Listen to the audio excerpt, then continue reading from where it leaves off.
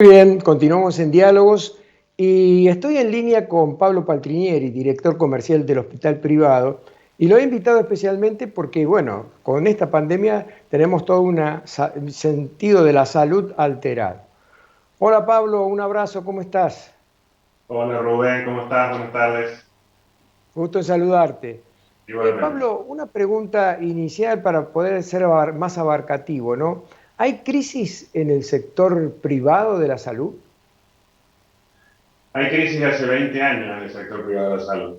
El sector privado de la salud está en emergencia sanitaria desde hace 20 años y no hubo un solo gobierno del color político que sea que esté en condiciones de levantar esa emergencia sanitaria porque se cae toda la estructura prestacional privada del país que atiende el 70% de la gente. Así que la respuesta es un sí y un sí con mayúsculas. Bueno, acabas de explicar las razones por las cuales está en crisis el sector privado hace ya más de 20 años. ¿Qué habría que hacer, duela a quien le duela, para empezar a encarrilar este tema?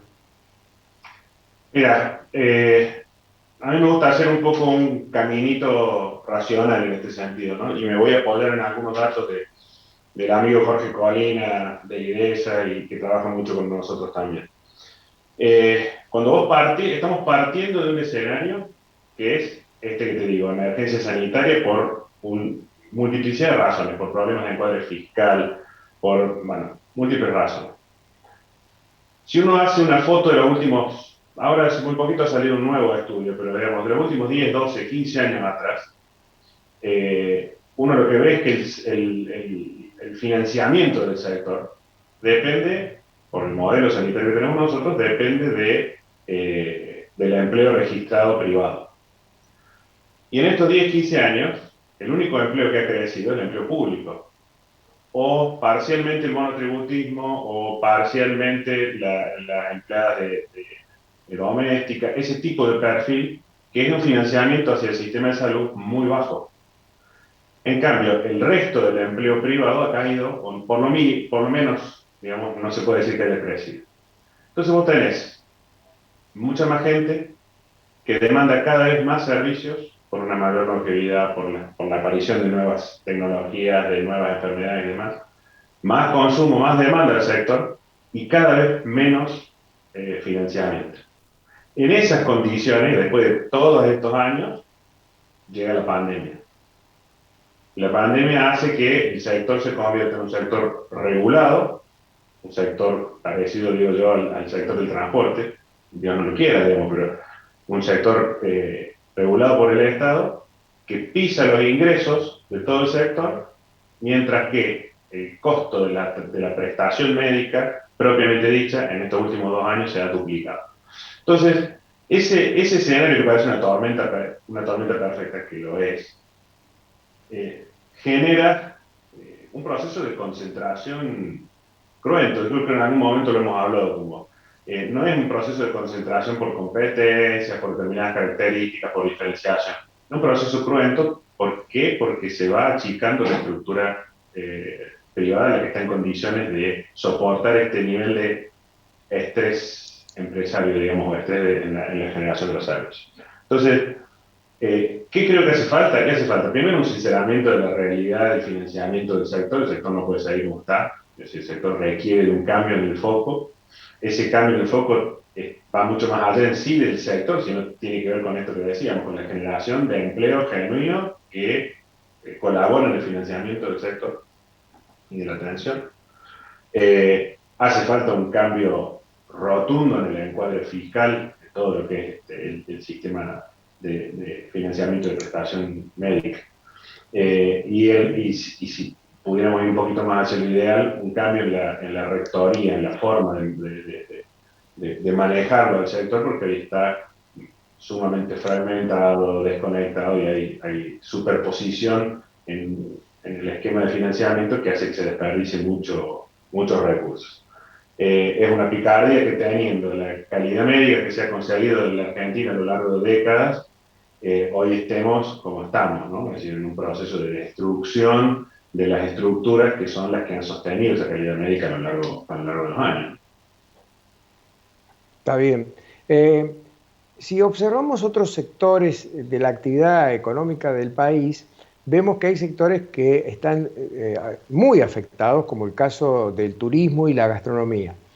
En ese caso se han dado innumerable cantidad de cierres, pero cierres no temporales, sino definitivos. Es decir, bajo las persianas y me dedico a vivir de los pocos ingresos que me quedan con la jubilación, con la renta de algún departamento que me compré extra y sigo viviendo y no me complico más la vida. En el caso de la salud, ¿se está dando la posibilidad de cierres de clínicas o de hospitales privados que ya no quieren saber más nada?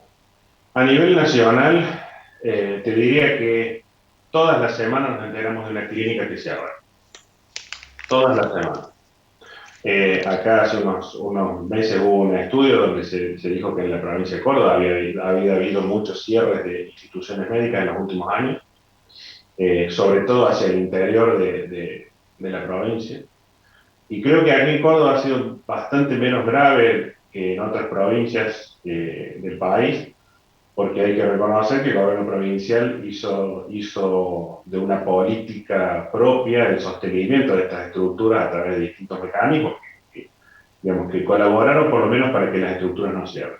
Ahora, cuando uno va hacia el interior de la provincia de Buenos Aires o hacia las provincias del NOA, además, te repito, todas las semanas cierra una clínica, todas las semanas hay municipios, localidades, ciudades que se quedan sin estructuras privadas de prestación y la gente solamente tiene dos opciones, o tratar de eh, recorrer los caminos de la asistencia pública o agarrar un auto, un colectivo, un avión o lo que pueda e irse hacia centros que todavía mantengan cierto nivel de oferta de servicios a los kilómetros que sea que tengan que recorrer. Está bien, eso justifica entonces lo que vi ayer, porque fui al hospital privado, al central, me encontré todos los pasillos llenos de gente, las salas de espera colmadas de gente, y no entendía cuál era la razón, y ahora conversando contigo, pienso si se está dando esta situación de que también se están produciendo cierres y que la gente, bueno, concurre a los centros más grandes, más importantes, como es el caso del hospital privado.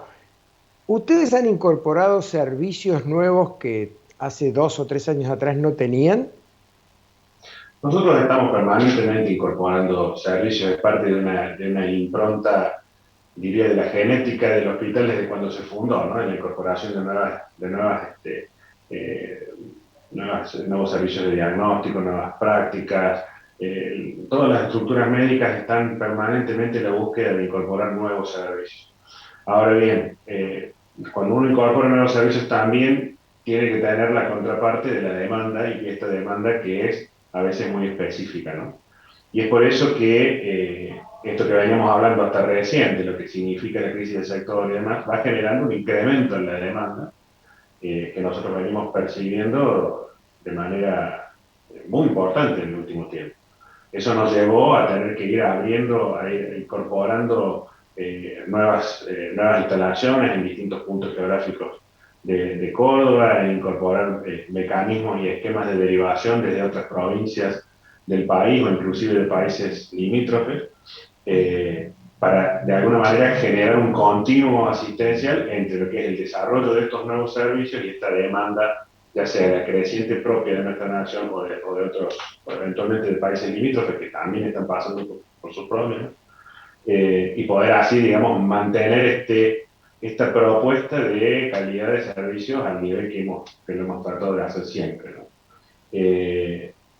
Gracias a Dios, digamos, el hospital sigue manteniendo esa impronta de buscar siempre la cosa nueva y poder ofrecer una medicina realmente de primer mundo en un contexto que realmente hace todo lo posible para que eso no ocurra. Claro, eso justifica en parte también entonces por qué vi tanta gente. Al haber incorporado ustedes nuevos servicios, mucha gente del interior de la provincia, supongo que en su lugar no lo tienen, llegan a Córdoba para buscar los servicios del hospital privado que ustedes han incorporado. Te hago una última pregunta, Pablo, para no robarte más tiempo. Esta pandemia ha hecho que los privados tengan que integrarse de alguna manera al Estado, ofreciendo en algunos casos camas, terapia intensiva, supongo yo, todo ese tipo de cosas. ¿Hay algún tipo de coordinación en este momento entre la actividad privada sanitaria y el Estado? Sí, sí, sí. Esa coordinación ha existido desde el primer momento de la pandemia. Mirá, yo desde la estructura en la que estoy no he participado en directo de esas reuniones, sino más bien las estructuras médicas. Pero la realidad es que desde el Ministerio de Salud de la provincia se generó una mesa de coordinación con las estructuras privadas para hacer un seguimiento muy cortito, muy de cerca de la evolución.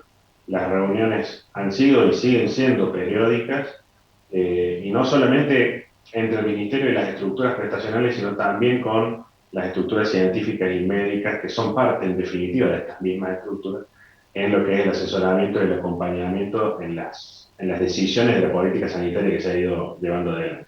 Yo creo que esa coordinación ha sido clave, y lo vuelvo a vincular con el comentario previo, en que las decisiones de cómo sostener y acompañar también económica y financieramente a las estructuras para que sigan funcionando, ha sido un poco la razón de este, no sé si la palabra es éxito, porque es una palabra por ahí que puede confundir, pero del hecho de que realmente la estructura asistencial de la provincia de Córdoba se haya sostenido, en gran medida tiene que ver con esto, ¿no? Con la asociación público-privada, porque en el fondo es eso, se trata de una unificación, y máximo en tiempos como estos, de la forma de coordinar y de dialogar acerca de la mejor manera de llevar estas cosas. Así que sí, efectivamente sigue existiendo esa coordinación.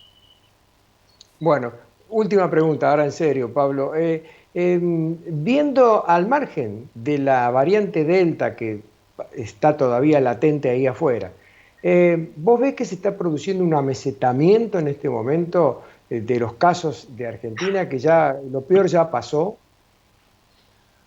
Eh, no cuento con la audacia en la Argentina para decir que lo peor ya pasó, porque Argentina nos vive sorprendiendo. Desde el punto de, yo te puedo decir, la foto que nosotros vemos es que efectivamente han caído los casos. Hoy estamos con mucho menor demanda, sobre todo de camas críticas, de aquello que es verdaderamente le genera estrés al sistema de salud. Eso sí lo estamos viendo hoy.